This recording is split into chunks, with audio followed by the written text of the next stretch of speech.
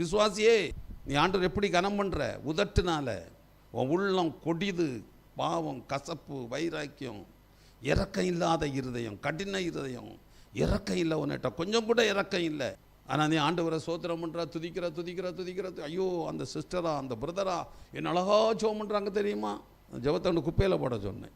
குப்பை கூட ஏற்றுக்கொள்ளாது உண்டை ஜெபத்தை, குப்பை கூட ஏற்றுக்கொள்ளாதுங்க, அது கூட வெறுக்கும். ஆண்டவர் ரொம்ப துக்கத்தோட சிலருடைய மாய்மாலங்கள், பித்தலாட்டங்கள் எல்லாவற்றையும் கண்டிருக்கிறார். இதை பவுல் ஓப்பனாக பேசுகிறார். சிலர் மறைச்சி பேசுவாங்க. பவுல் எப்படி பேசுகிறாரு?